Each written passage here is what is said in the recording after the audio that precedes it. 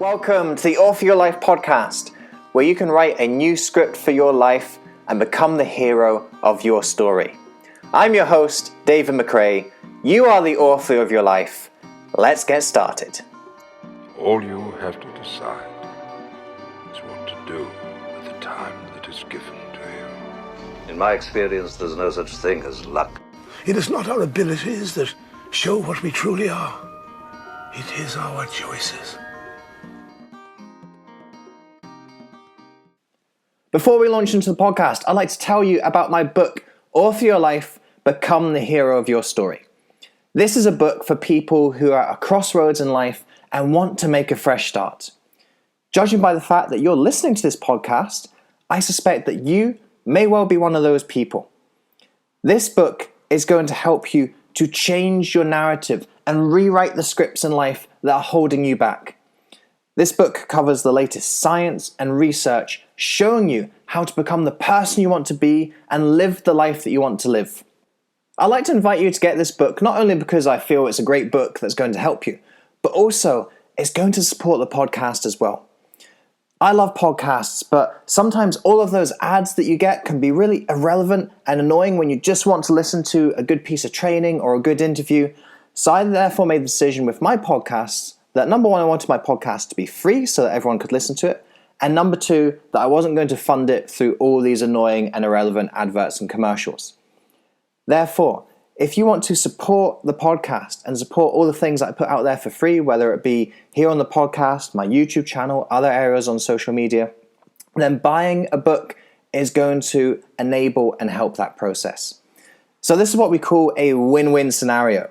By buying the book, you help to support my work and all the free stuff that I put out there, and you also get a really transformational book that's going to help you make those changes that you really want in your life. So if you feel you're someone who's at that crossroads in life, you're looking for a new direction, you're looking for a fresh start, then make sure you get this book. Author Your Life, Become the Hero of Your Story is available on Amazon in ebook, paperback, and audiobook. Whatever your preferred medium, it's there for you to go get right now. Hello, story changers, and welcome back to another episode of the Author Your Life podcast. On today's episode, we have Daniel Levin. Daniel walked away from an opportunity to run a $1 billion, yes, a $1 billion business, to hitchhike around the world to find happiness and inner peace. His life has been a combination of massive victories and incredible defeats. He left the seminary one day before becoming a rabbi. He lived as a monk in a monastery for 10 years. As director of business development at Hay House, he led its growth from 3 million to 100 million a year in revenue over a time span of 10 years. He has run a restaurant, a publishing house, a meditation retreat, has owned a clothing company, a branding company, and a coaching business. He is a rare blend of businessman and mystic who has meditated every day for over 45 years. Daniel is the author of The Mosaic, a beautiful story that will touch your heart and soothe your soul. It is a book that helps us see what we do not see, and as such, much of its magic exists in the space between worlds. In this interview, you will learn why Daniel turned down the opportunity to run that $1 billion company, what can never be taken away from us, that people don't ask us to agree with them, they ask us to listen to them, and how collective decision-making predicted the first 4 horses in the Kentucky Derby. You're going to learn this and so much more in this interview with Daniel Levin. Danny, welcome to the Author Your Life podcast. What an honor, my friend. We've just been talking for a few minutes and I already love you.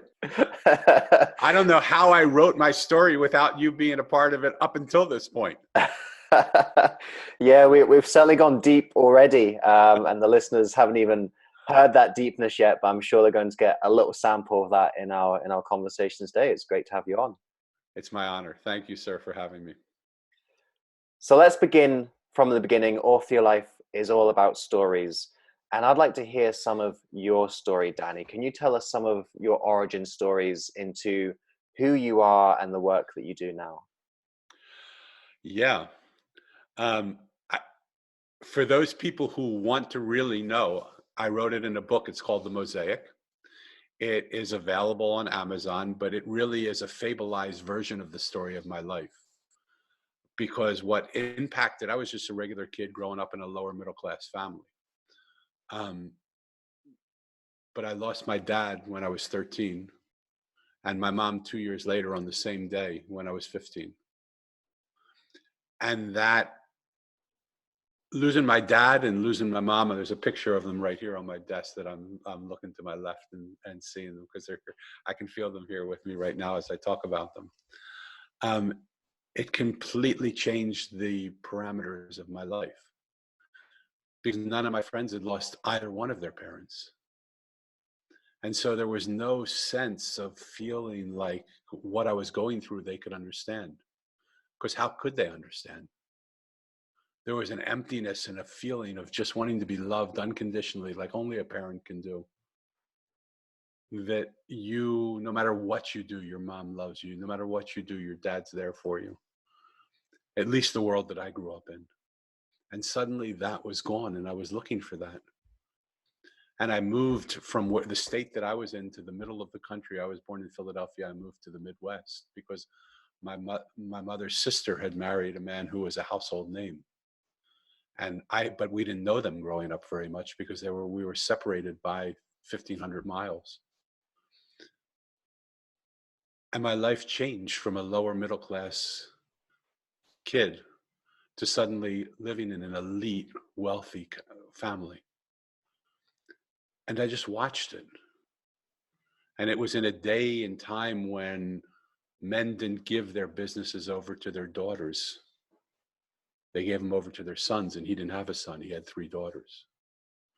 So when I came, he thought, oh, well, maybe this is my opportunity to mentor this boy whose family, but not really, and mentor him by starting him pushing a broom and bringing him to my seat over a period of time. And after about 3 months of staying there, he said to me, Danny, I want you to sit down. He said, I believe you have the capability to take over my company one day, but I'm going to start you pushing a broom. And I will mentor you through that whole process. And when the time's right, I will hand over the keys to my office door. And you will be given the opportunity that you'll be trained for to run $1 billion company. Now, most people, 99.9999999, say 9 until you drop dead, would have said, thank you so much. Where's the broom? I was that 0.0000000 say until you almost drop dead and then put a 1 in there. Guy who said, I want to watch you for a year. I want to see if the life you want to give me is the life that I want. I know it's abundant in finances, but I want to know what the effect of that abundance of finances would have on me, because I have never grown up with that. And he said, most people would have already had the broom in their hand and been sweeping. I said, yeah, just our rotten luck that I'm not that guy. And he said, it's because you're not that guy that I'm intrigued. So I watched him for a year. And a year later, to make a long story slightly shorter, but already too long, we parted ways. And in his kindness and his generosity, he didn't know what to do when someone didn't want his money. And it wasn't that I didn't want his money, I just didn't want all the things that I saw that were associated with it. Because I saw that he dominated through his ability, his holding that carrot on that stick of this is what you'll have. And in the end, it wouldn't have been my world. It would have been me doing an okay job in his life. But to bring it home to the story of what we're talking about, I wouldn't have been the author of my life. I would have rewritten a book someone else had already written and put a few little side notes into it. And I had to walk away from it. Most people would, my aunt to this day says, you're just using our name to make you better. I said, if I'm doing that, I'm doing it the wrong way, because most people think I'm a complete idiot. Why would you walk away from $1 billion company, right? Like, I don't think I'm putting myself in the best possible light. It's only the best light if you think about this life is so important for us to know why we're here. And this life will give us so many opportunities to do why we're not here, to take us away from what our purpose is. When I ask people today, why are you here? Overwhelmingly, the response I get, not all the time, but overwhelmingly the response I get, I don't know. Well, if you don't know why you're here, every road you take will get you there, Yeah. right? Yeah. And so that's what I see happening. People are always being diverted, moving from this place to that place, thinking they have a great idea, running here, running there, redoing the same thing over and over again on the rat wheel of life, that they just keep running so they can keep running, so that they don't have to look at why they're running to go to a place that they don't even want to go to anymore, but they keep running so they can have more money to get there faster and do what they don't want to do. Why? When you take the time to sit in that emptiness and allow yourself to be filled with your own purpose, life completely changes. So I hold the space when you ask, what do I do now? A way too long answer. But what I do is I literally hold space for people to empty all of themselves into it that's not them. And to feel comfortable that they can come back and take it anytime they want, because I'm not taking it anywhere. In my book, The Mosaic, I call that character the trash man. Every week we can take our trash out, but we don't have to put it by the curb so the trash man takes it until we're ready. But I hold that space for people to put all that excess garbage into this trash can. And I ask them, are you ready now to let me come and put it in my trash truck and drive it away? And if you're not, I'll come back next week. You can take it all back into the house if you want. But I want to give you a moment to feel like to feel what your life is like when you're no longer burdened by all this trash. You can choose to have it all back. Choose to take all the burdens back, all the joys that you put in there back. Or you can just let me take it away for you. And I'm not going to take it away. We're going to put it in the trash truck. It's going to grind it up. It's going to melt it down. It's going to take it to the dump. You have the possibility to recreate it again. You're the author of your life. You can recreate all that trash. You can buy all those things that you just threw away and put them back into your consciousness. But why would you? You have an opportunity now, here in this moment, to become what you really are. Why keep living what you're really not? I've got so many questions from that account, and I think the first one that comes to mind, what do you think made you different in that scenario? The 0.0001% of people. What is different about you that made that decision as opposed to everyone else who would have been like, sign me up, give me the broom? My whole life got taken from me. My dad was my hero. And when I lost my hero, I had to say, why does that happen? I can't say why do bad things happen to good people, because I don't know that I thought I was a good person at that point.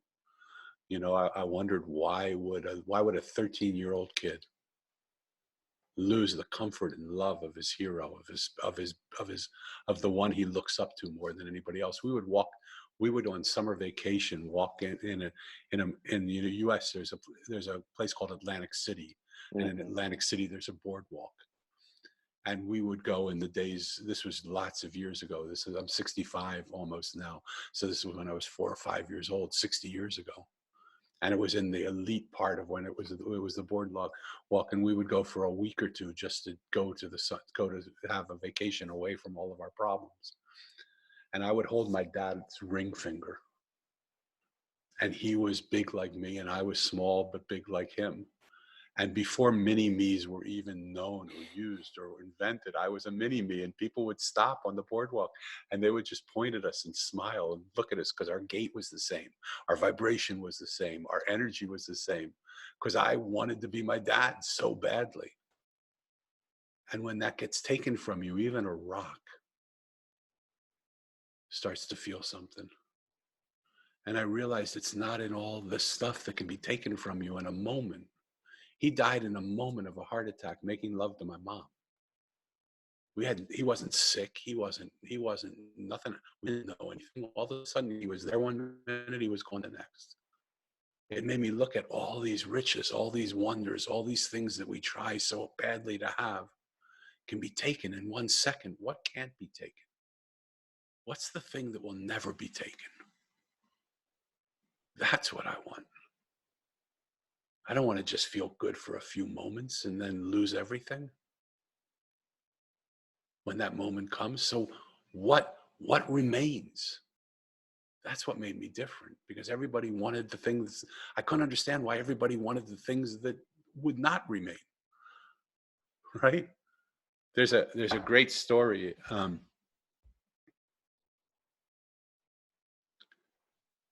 If you had a house that you knew tomorrow was going to be torn down, the wrecking ball was going to come and tear it down,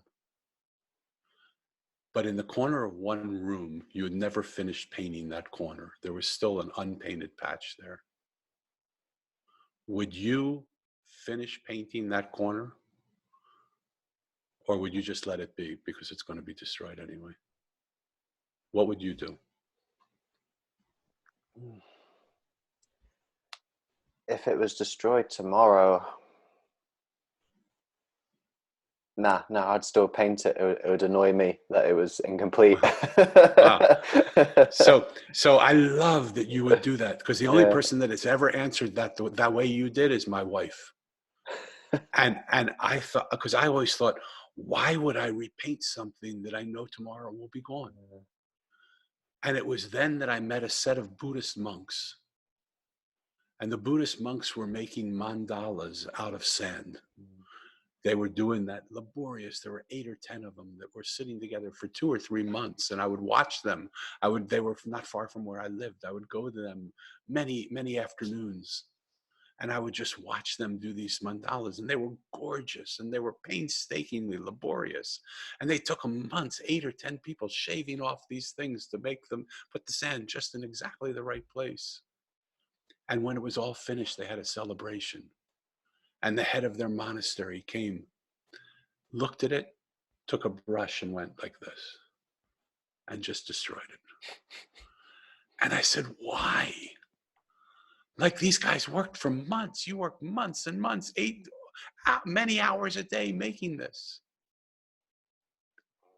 And the answer they gave was really the answer you gave.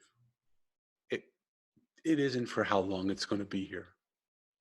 It's for creating beauty in this moment, and knowing the beauty in this moment is impermanent. It will always be gone.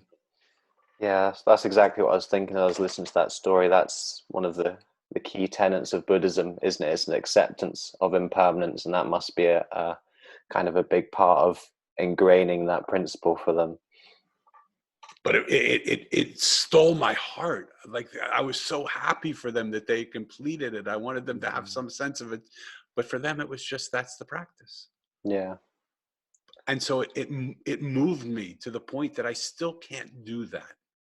But the fact that I know that there are people that can live their life that way, to just take the beauty of this moment for the moment, not just because it will remain, like I've always thought.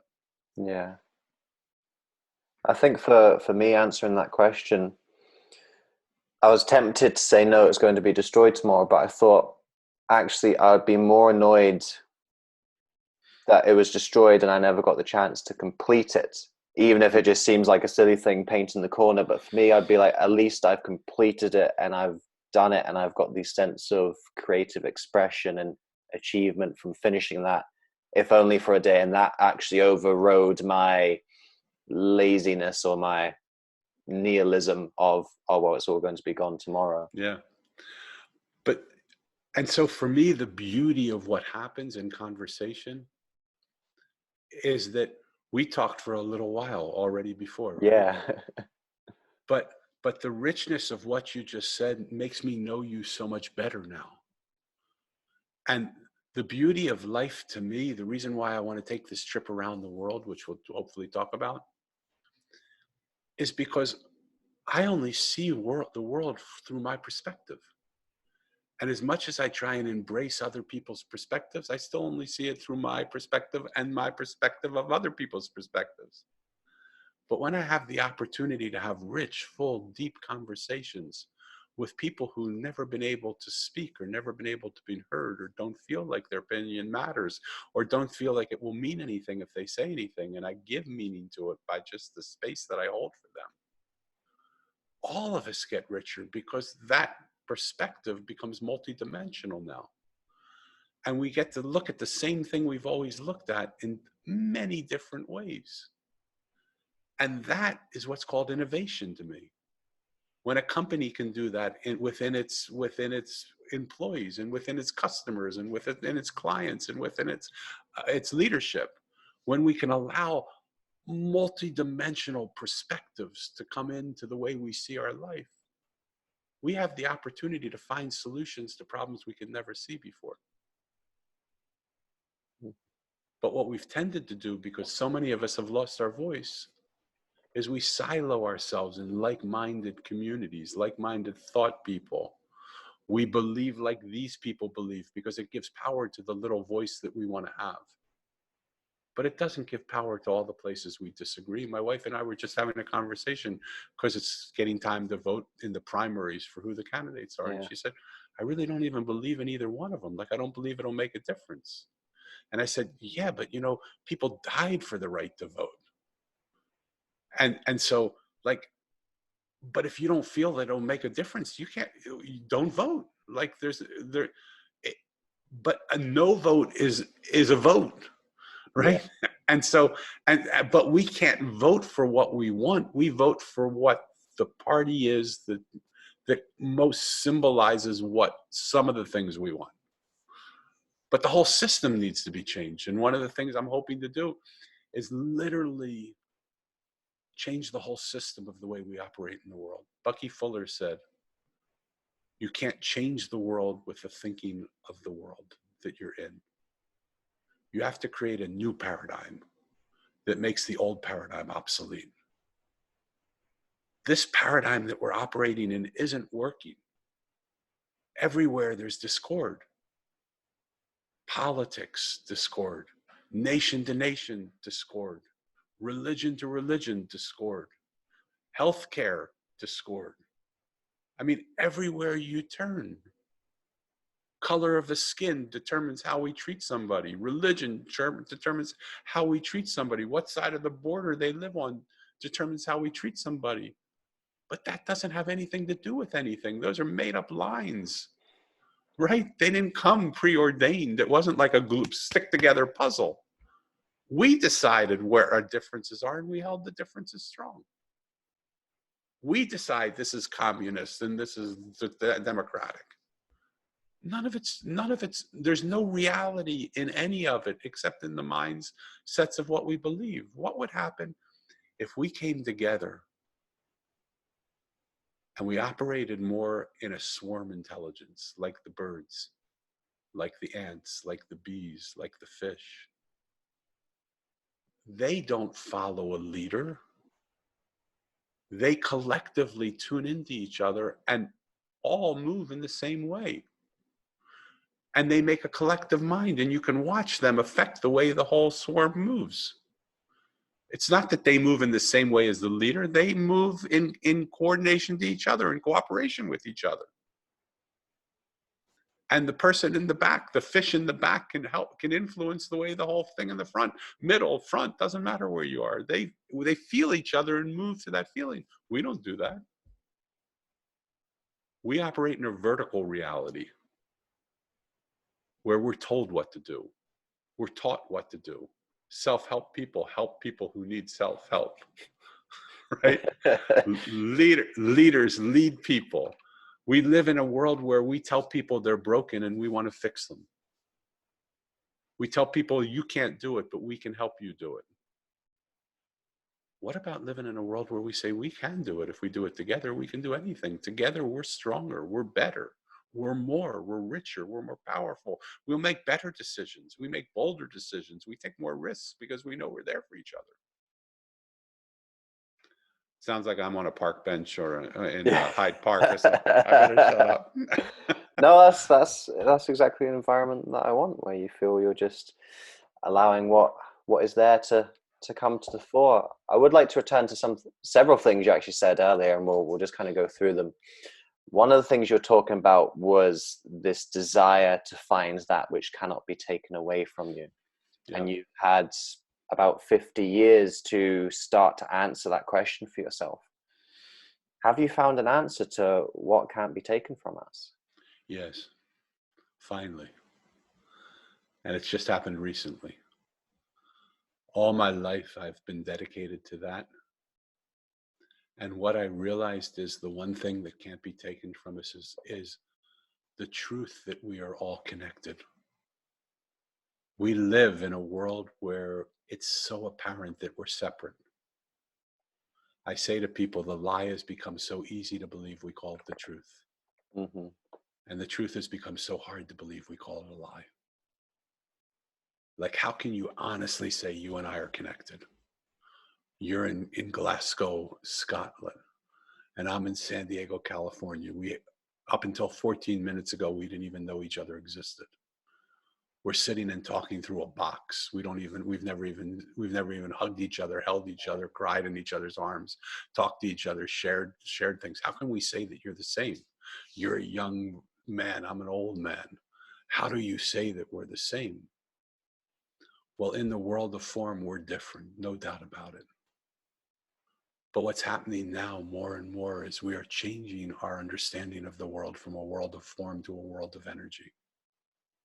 We're understanding through quantum physics, through understanding of the evolution of society and the way we grow, that there's an energy that connects us, that your thoughts, you can think a thought.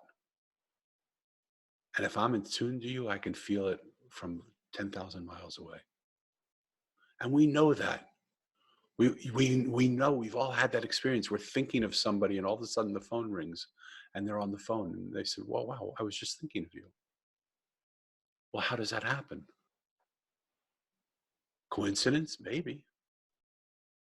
But maybe our energy actually has an effect on us.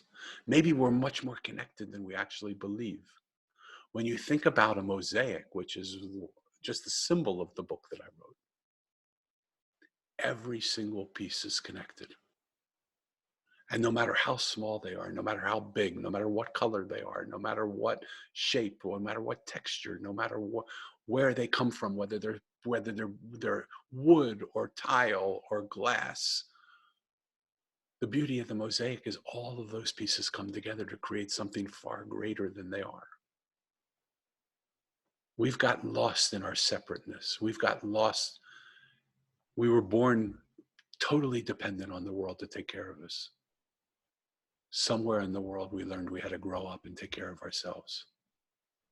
We spend our whole life trying to take care of ourselves.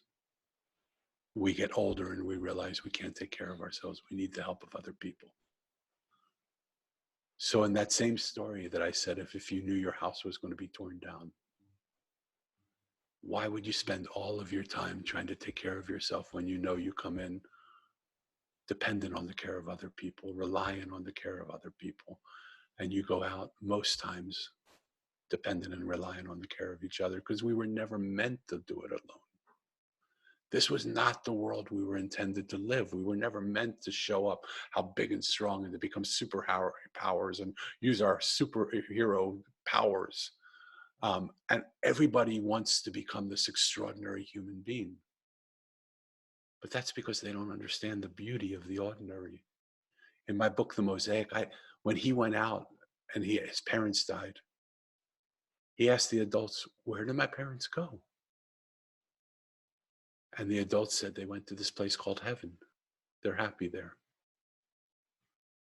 So as a young boy, he went out to search for that place called heaven where people are happy, because he didn't see it in the place where he was in. But the people he'd met were not the swamis and the rabbis and the priests and the ministers and the Sufis and the shamans and the leaders of cultures. He met a trash man, a juice man, a gardener, a waitress, a homeless guy, a blind woman, a street artist. And he wondered, why am I sitting with these people? Can these people really show me the place called heaven? But he sat with them because he was there. He said, I'm here. I might as well listen to them tell me their story. In every single case, when he listened to their story, he realized the person he initially saw was not at all the person who he was sitting with now. And when he realized that the world he saw was not the world it is, it's just the world he saw, and that if he would just take a few moments to listen to the world that was around him, it would show him an entirely different world. He looked over to his left and saw a monk who was unzipping the sky and asking him to come through, to take him into a parallel reality where he would meet the wise one, who was the keeper of the Mosaic. So it made me think, this heaven that I thought was up in the clouds with some guy with a white beard longer than mine, and its stool that he was sitting on saying, you can come in or you can't. Maybe that wasn't just the world that I was taught to believe what is. But maybe that heaven is just in taking the time to sit with another human being that I don't know, just like Mo in the book did, and just to listen to what they have to say. I think one of the greatest gifts we can give another human being is the gift that they feel heard, that they feel acknowledged for what they're saying and validated, and that they feel loved and accepted. And when I realized you don't have to be a part of a religious group to do that, when I realized you don't have to have a degree from a certain university, when I realized that you don't have to do anything but go, I just put a Facebook post in Facebook and someone said, well, the hardest thing in the whole world is to listen to somebody because you have to relax what you believe. I said, what if it's the easiest thing in the world to just listen? You don't have to do anything. You just have to listen to them and hear what they're saying and tell them you've heard them. I've had the opportunity to be with the richest people in the world as my friends, and the beautiful opportunity to call the poorest people in the world my friends as well, as I sat on their cardboard box with them and just listened to them. Do you know not one of them asked me to agree with what they're saying? All they asked me to do was listen to them.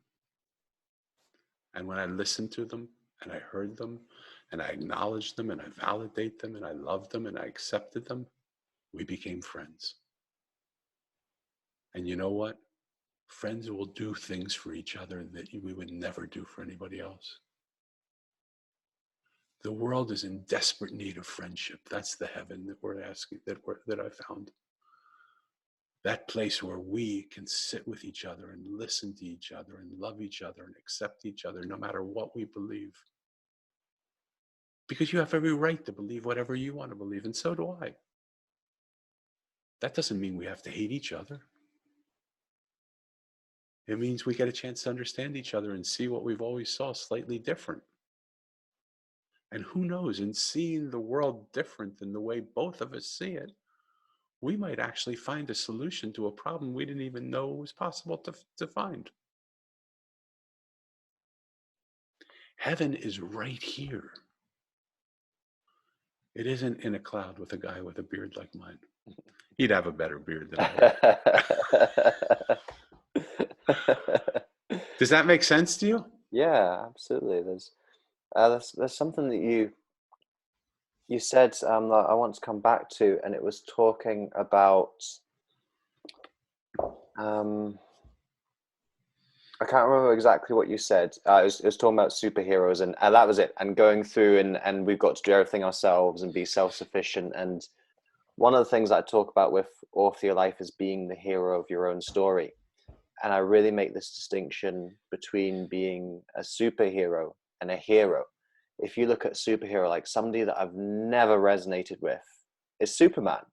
And the reason why I've never resonated with Superman is because he can just do everything. He's invincible. He can fly. He can repel bullets. He shoots lasers out of his eyes. And what Marvel actually had to do to make Superman interesting was they had to invent this weakness for him. They had to invent kryptonite so that he had some kind of challenge in his life. Superman has never resonated with me for that point. I think a much more relatable hero is someone like Harry Potter.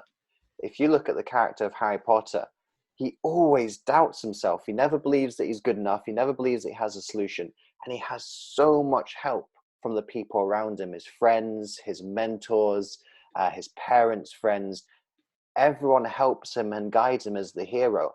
And I think that's a much more, number one, much more relatable, but also number two, a much more honest and real account of how we actually get through in life. We don't Yeah. Superman our way through everything and fly through all of the obstacles. We have this journey of constant doubt, and we are supported shoulder to shoulder by so many friends, so many mentors, so many people who've come before us. And I fall into this pattern all the time of thinking that I have to do things by myself, that being a leader means doing things alone, that working hard means not accepting help from people. Like, I fall into this trap all of the time, and that's one of the big things that I'm working on. Even after I've just made that analogy to you, sometimes I still don't recognize that I should be more like Harry Potter and less like Superman. Thank you for your honesty, because I think a lot of people feel that way. If I would reframe it from my life slightly different, that doesn't mean that I'm asking you to reframe it in your life differently. The quest that at least is prevalent in America is to highlight your superpowers. To say you're here and you have these superpowers. And so I did a little experiment. I asked people on a scale of 1 to 10, with 10 being what you what you would die to be. You're just so happy. In a sexual reference, you would orgasm every time you had it. Okay. And 1 would be what you just couldn't stand being, and you would never want that. And you certainly wouldn't want your kids to be that. Where do you place the word ordinary?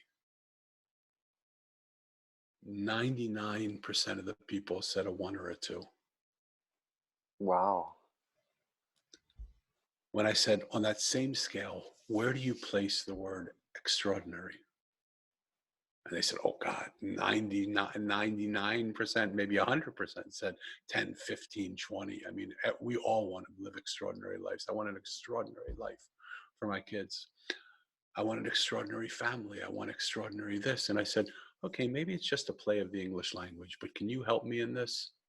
If ordinary is something you don't want to be, why do you want to be extra of something you don't want to be?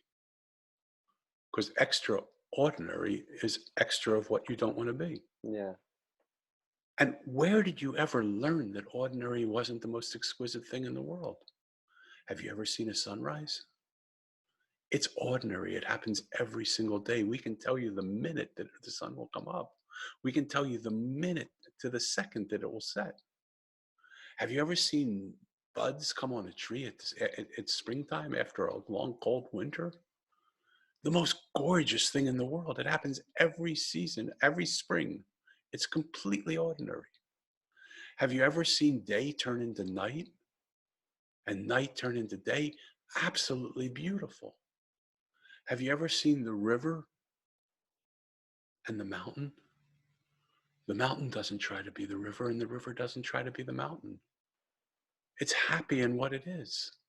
When did you learn that ordinary was terrible and extraordinary was what you had to be?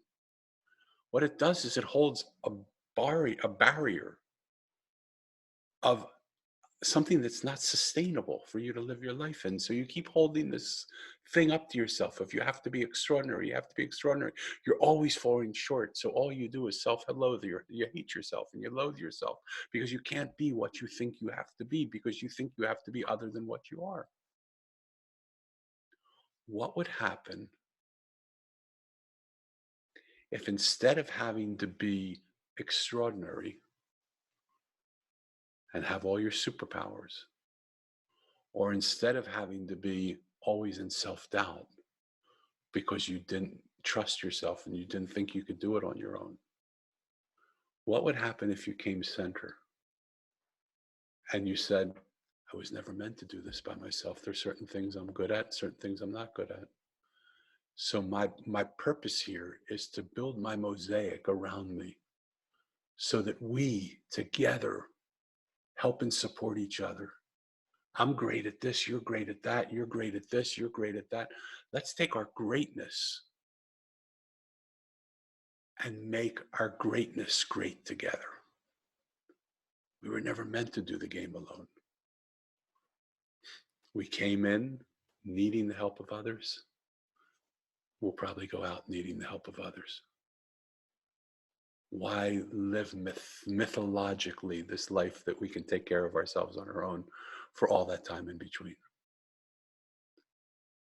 Life itself is speaking to us, telling us what the model that it is. We all know together we can accomplish so much more than we can on our own. But I'm going to do it on my own. I got this. You want my help? No, I got this. I'm good. Why? Did that answer your question? Yeah. It creates more questions, but in a good way. In a good way. There's something I'd like to return to, and you probably actually even forgot that you said it, but I think this will tie in quite nicely just on this theme that we're running, and it's to do with money. And I think money links closely to this idea of I've got to do things by myself. I've got to be a self-made person. I've got to sustain myself. I've got to be financially independent. And it was going right back to your origin story of seeing this opportunity to be not just a part of $1 billion business, to be the $1 billion business, to be at the head of it. And you said the reason why you pushed it away and turned your back on it was because you saw the effect of money. And this was actually something that we talked about before we even went on air. We were talking about money and people's relationships with it. I'd like to return back to that. And can you highlight some of the reasons or some of the things that you saw that you didn't like about money and the relationships with money that you were seeing at this time? Let me clarify what I think I said, and we can rewind the tape and see if I was right or not. I at that point, I didn't know what the effects of money were. I wanted to know what the effects of money were. What happened in the conversation that I had with my uncle at that point in time is a year later, we sat and had lunch because I said, give me a year to watch you. And a year to the day, he said, I'm going to pick you up from school today, and I'm just going to take you out of school. We're going to go have lunch. And he said, hey, do you have an answer to my question? And being the, arrogant, snide young punk that I was, I said, well, you have to ask a question before I can give you an answer. And he said, so you forgot your promise to me that you made a year ago, that you would answer the question from a year ago. I said, oh my God, no, I haven't forgot that. I just didn't realize that today was 1 year to the date and time that I told you that, which I will never again forget. Okay, I will remember this day, and I will remember when you say a year, you mean a year. So he said, so what's the answer to the question? I said, my answer comes in 3 questions to you, and I think we'll know the answer to our question by you answering these 3 questions.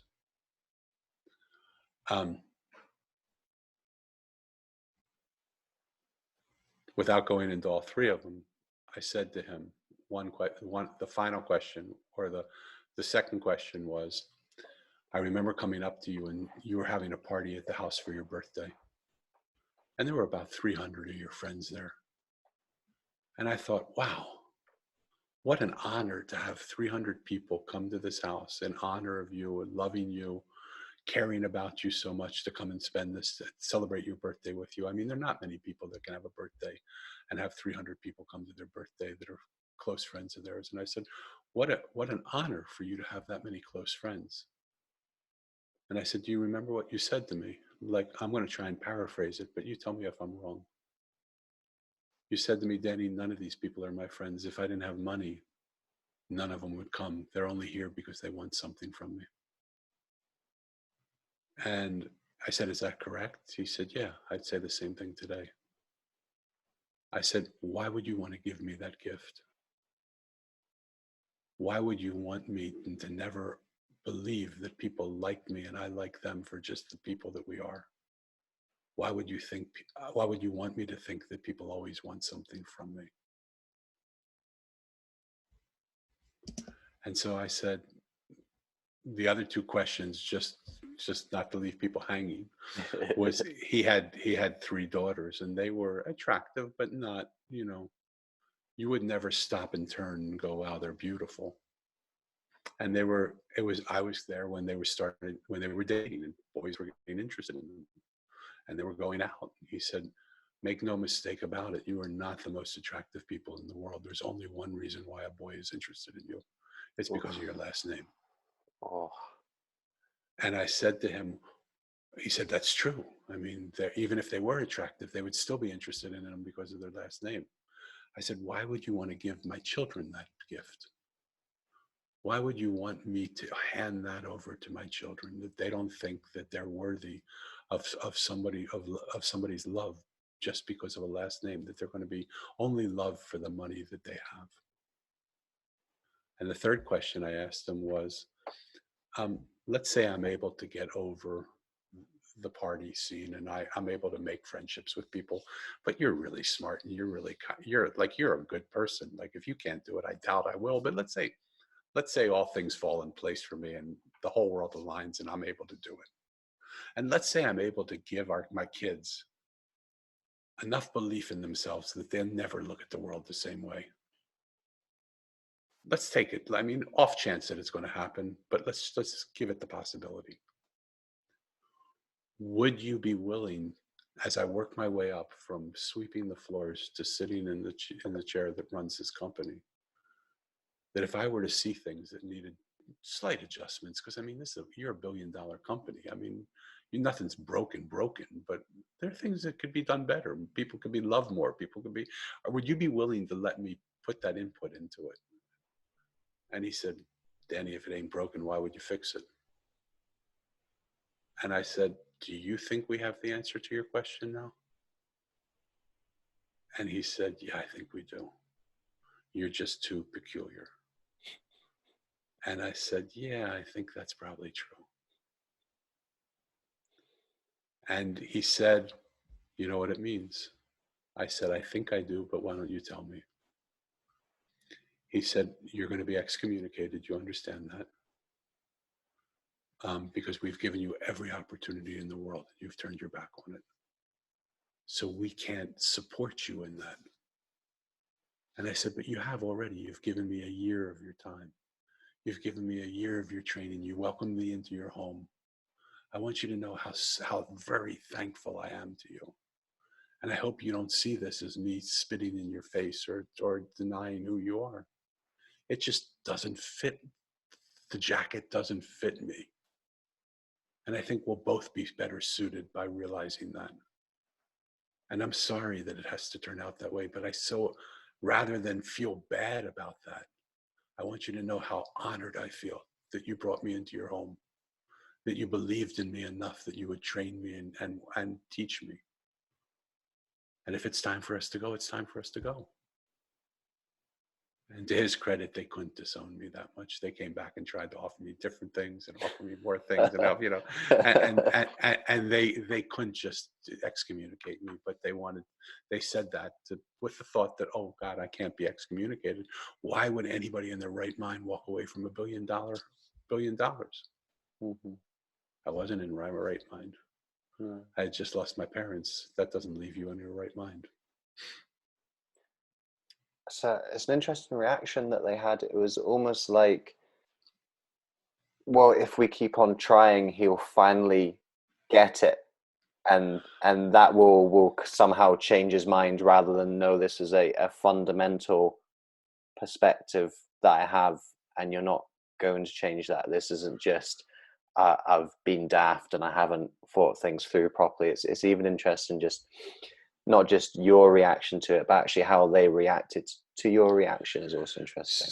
So I find for me in my life, and I don't know if this is true for anybody else, that the real problems that we have in our life are not when we go against our core values, because most of us have the morality to say, this is what I believe in, I'm going to hold true to what I believe in. I mean, sometimes we go against that and we do amoral things and we don't do it. But the biggest problems I've had in my life is when my core values are in opposition to each other. And I think we were in a situation where my aunt and uncle's core values were in opposition to each other. And each way, when we have a core value decision that we have to make, we don't win. We never win and we never lose, because no matter how good something is, we feel something's been stolen from us, which is what we really believe in. And their core value of wanting to help me was so great, and wanting to give me was so great, and their core value of wanting to stay within the confines of the way they did business and what was important to the world and what they knew that I would need later down the line, and the decisions that I was making that were going to cause me a lot of pain and suffering, which they were right. They caused me a lot of pain and suffering. I could have easily lived my life and coasted through if I could have been able to do that. I would have had none of the problems that I had were been those problems, but I would have had a different set of problems. And I think it was those core value battles that they kept trying to right their core values. How can we make it right? Those are the ones that I do. When I do that and I make those mistakes, I always try and it's inconclusive for me. Like I chose to do something, but I lost something in the way. And those are the real battles we face in the story we write of our own life. The decision we make to choose one core value over another has massive impact.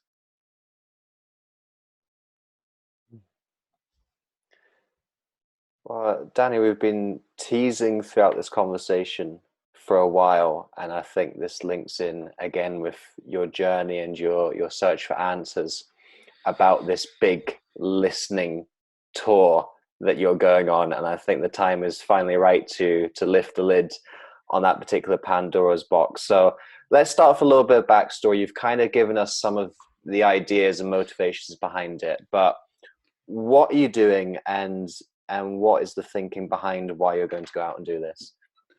So thank you for asking. I really appreciate that. When I finished writing the Mosaic, and that process was a hard process. Remember, I was writing a fableized version of my own life.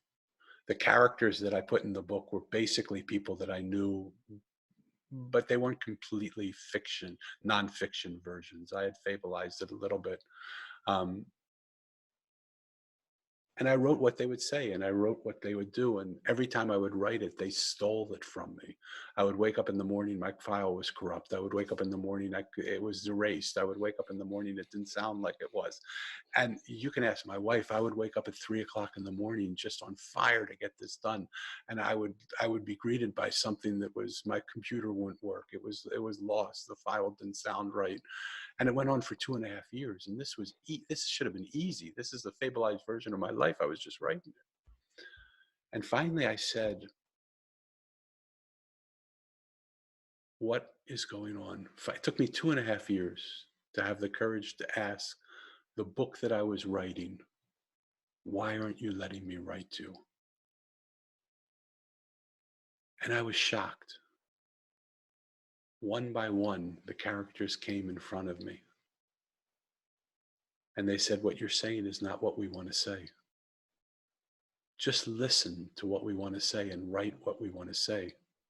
We're writing this book through you. Say what we're telling you to say. And it wasn't like I went into automatic writing or channeling or any of that stuff. But what I realized is the world around us is speaking to us in everything, even the characters in a book we write, even the businesses that we're working in, even the problems that are happening in our family. If we would just take time to ask them, what are they trying to say to us? They would speak to us. And if we listened to us, it would become clear. When I did that, the book was done in 2 months. Wow. When I finished the book, it said to me, now get out on the road and do what Mo did.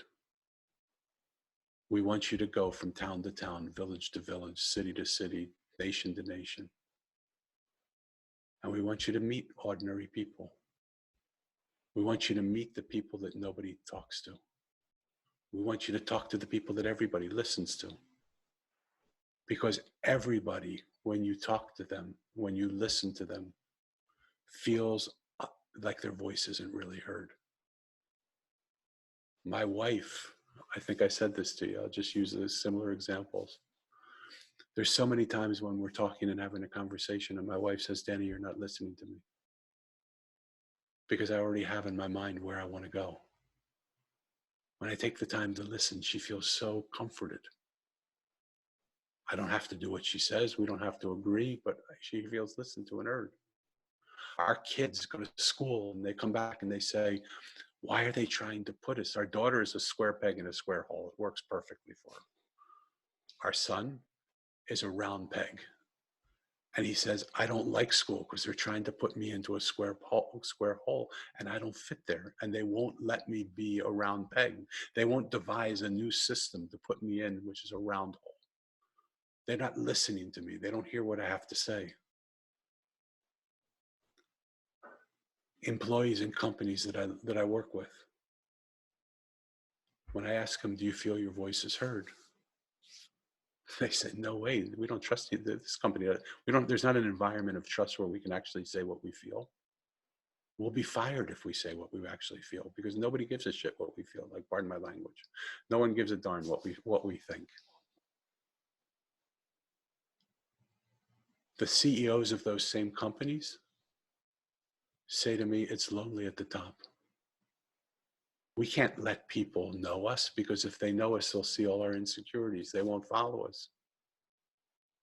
The leaders of our countries and the political sides, they don't listen to each other. They fight over each other. They can barely say 2 words without the other one talking over them. And it becomes a shouting match. The environment that we're living in is destroying the environment we live in. We don't listen to it. The religion that we practice says love each other and we go out and shoot each other because you're not of my religion, or we have crusades, or we fight at war, or we blow up each other's buildings because we're not listening to each other. So the mission is to go out and give people the space, to hold that space for people to say whatever it is they need to say. And to make it a safe space. If they don't feel good about being on the film that we're in the film, they just tell me what they think, and I'll narrate it, and I'll add a segment to the film that's just me narrating a conversation. They don't have to have a face, they don't have to have a location, they don't have to have but I'll say their voice, and I want them to know that I'll say their voice. I want to go to cities and states and villages and towns and sit amongst people and say, in this space, you have the freedom to say whatever you believe and no one will attack you. Because it's important that as a community we come together. I believe that the solutions to problems that we don't even know how to solve are in the voices of people we haven't even listened to. And I want to gather that data and understand what people think. How is it possible in a world we're living in that we don't have clean drinking water for people? How is it possible in the world that we're living in that people are homeless and can't be put up in a home and can't have the respect? How is it possible that the people that fight our wars for us and defend our liberties are left alone and isolated when they come home and nobody cares about them? How is it possible that people go hungry when we're throwing away more food than we know what to do with because we're scared about being sued because it doesn't come in a box or a can? But we can't use that food that a restaurant has because God forbid it has some sort of bacteria in it that someone would pick up, and they're starving, for God's sake. How is it possible that we live in that world?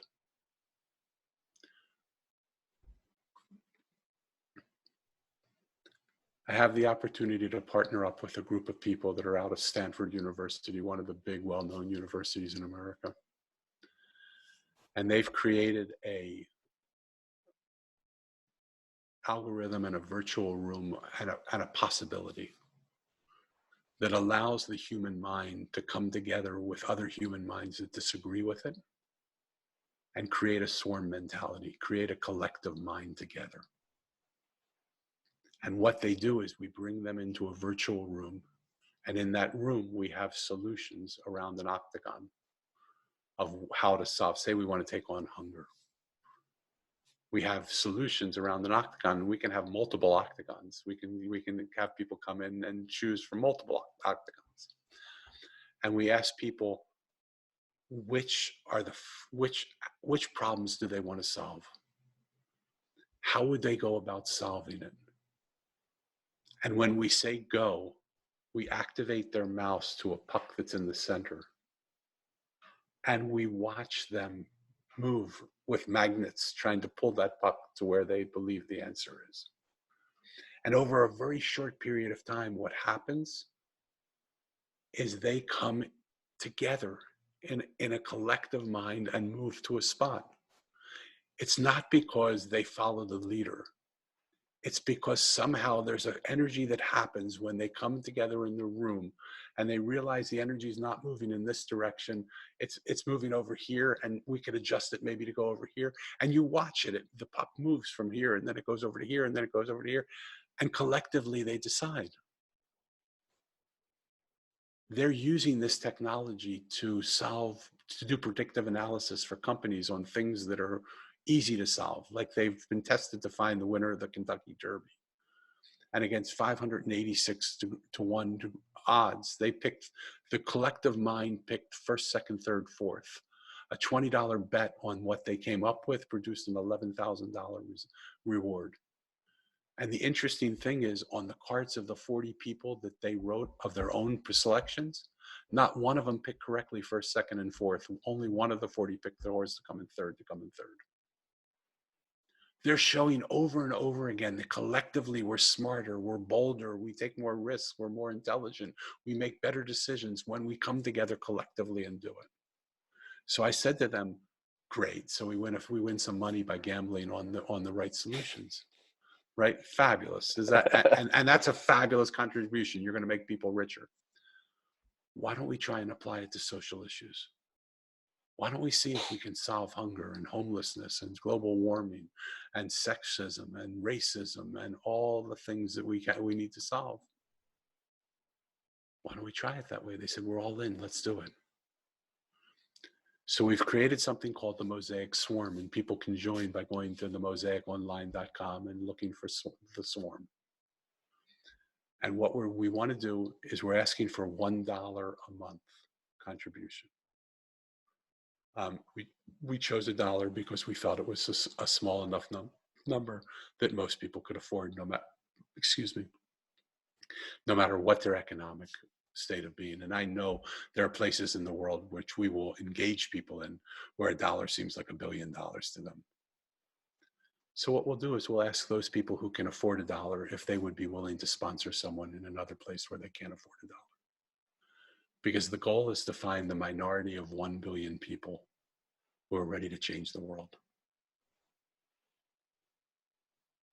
My trip going around and talking to people will be the beginning of finding out what people would like to solve. Of all the problems that exist, which problem would they like to solve? I'm going to ask for solutions of how they would go about solving them. And I'm going to ask for what's one thing everybody could do today that would move us the needle in that direction. And I'm going to collate that data. I'm going to bring that into the swarm of the minority of 1 billion people. And I'm going to say to them, which of these problems do you want to solve? Which of these solutions make sense to you? Choose the one you choose the 1, 2, 3, 4 solutions you want to do. And then with your $1 a month, we're going to invest $1 billion a month to creating those solutions. I believe that together, we the people can come up with solutions without having to go to charities or organizations or governments to fund it. We can do this on our own. That when we live in a we world rather than a me world, my $1 can help end homelessness. And we might get it wrong. We might not be able to solve it in the first go. It might take us 10 months to solve it. We might throw $10 billion into trying to solve this and not quite get it right. But all I'll have lost is $10. All you'll have lost is $10. And maybe at $11, we will solve it. And there's no board of directors we have to answer to that says you can't spend that money, because we, the people, decide what we do. I believe there's a new world coming. That new world coming is a we, the people world, where governments will be led by we, the people, where countries will no longer have presidents and prime ministers and queens and kings, but we, the people, will stand up and take control, because we will decide together what's right for not only our country, but for the world in general. And we will come together through this swarm mentality where different minds finally find a way to unite. And if we don't get it, we'll continue to alter it and help it and get it. And we'll come in and we'll say the next time around, this is what we tried to do, it didn't work. What do you recommend? What do you believe? Because I believe there's a collective intelligence in the masses of the minds and the hearts of all of us together. Because together we're stronger, together we're better, together we can do more than we can with a solo mind saying this is what we're going to do. John Lennon said it best. They said, you may say I'm a dreamer, but I'm not the only one. Right? I hope the world will join us, and the world will live as one. Why not? Imagine that world. Why continue to live in a world that we don't want to live in? To live in the world we want to live in, we're going to have to do something different. Maybe this is it, maybe not. But I'm certainly willing to invest $1 a month to see if I can do that. I'm willing to invest $2 so someone else can join it with me. If you are, join us.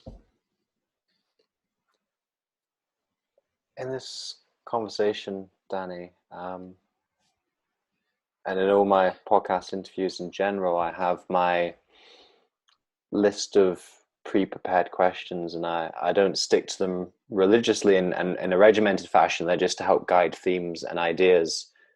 And I actually haven't used any of them in this, apart from the very first one, tell us about your story. That's the first one, just get us kicked off. I haven't used any of them, and I feel that this is a time to bring our particular story today to a close. And I also don't want to use any of the questions that I normally close off with, because it doesn't feel right for the type of conversation that we've had today. So how I want to wrap things up instead is to put the ball in your court one last time and say, is there anything that you feel that you want to share today that you haven't yet shared with the people who are listening?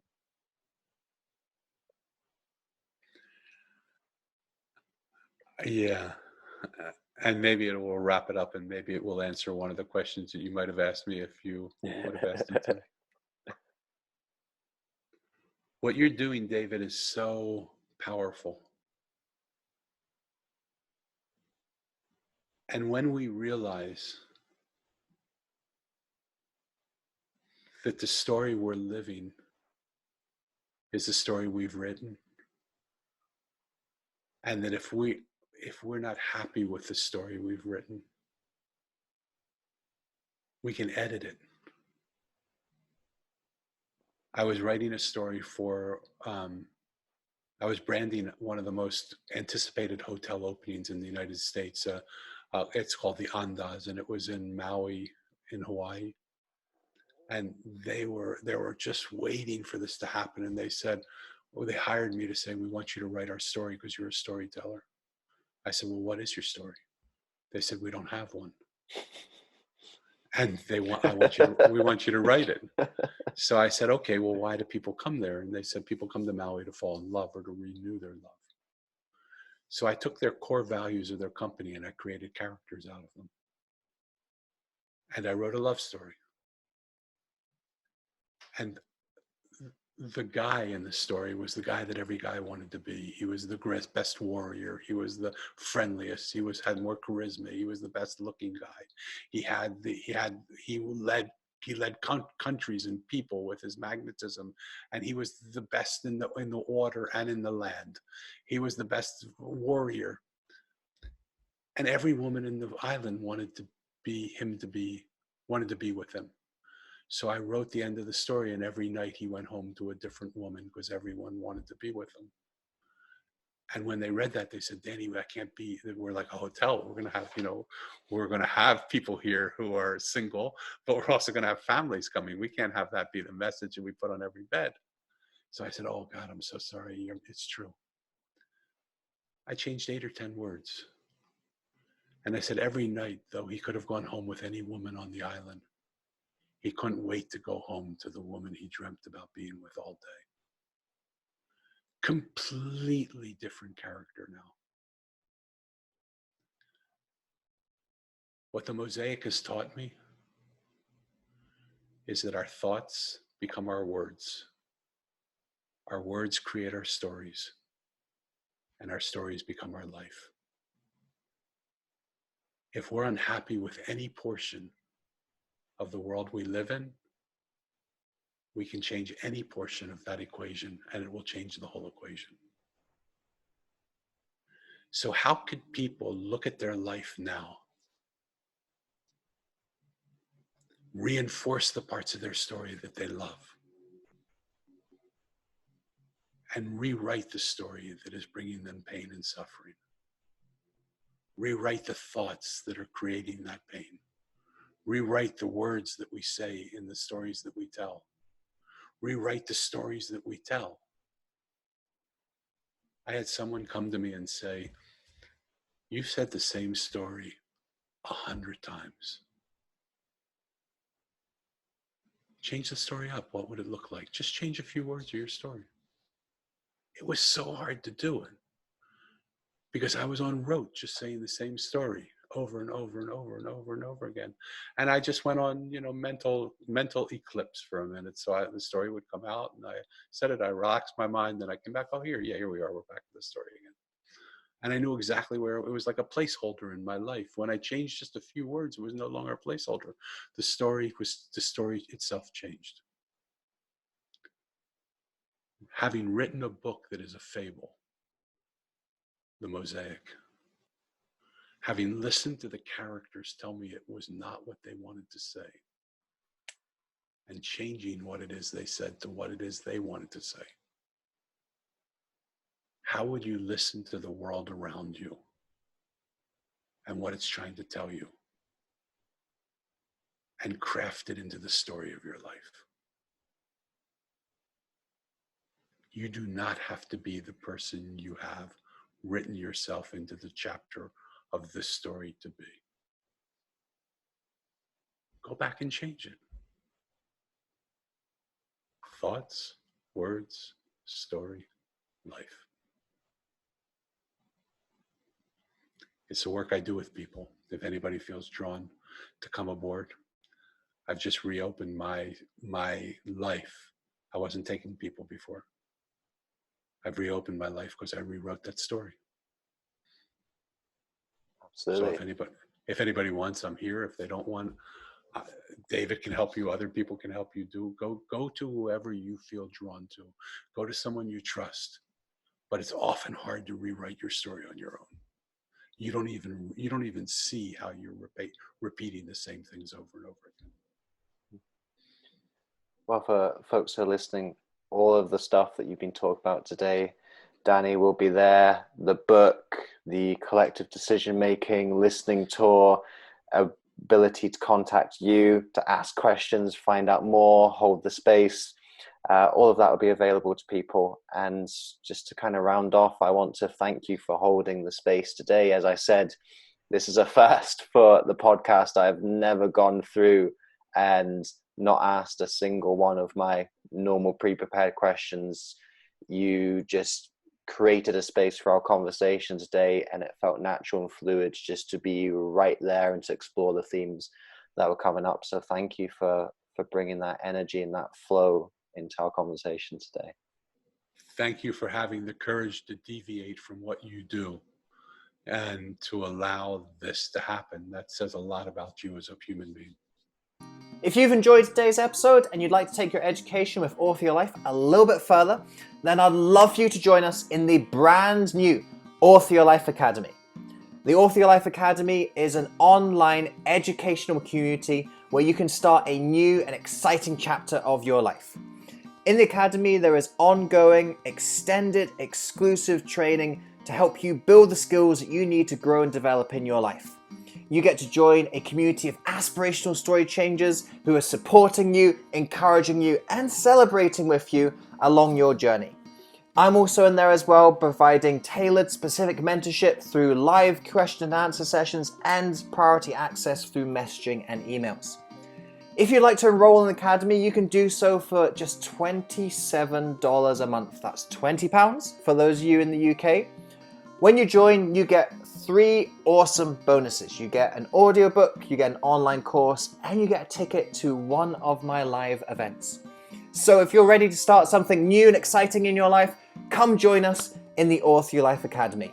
You can find out more about how you enroll by going to www.authoryourlife.org/academy. I'd love to see you in there. Thank you so much for listening to this episode. If you enjoyed this episode, I'd appreciate it hugely if you could head over to iTunes and leave a rating and review for the podcast. With your review, please be as honest and detailed as you can be. Because with honest and detailed feedback, that helps me to adapt and grow this podcast to most serve you, the listener. Also, if you enjoyed this episode, then make sure you subscribe to the podcast. That way you aren't going to miss any of the future episodes that we've got lined up for you. Until next time, remember that you are the author of your life. You hold the pen, and you can write whatever script you want for yourself. So go out today and write yourself a beautiful story.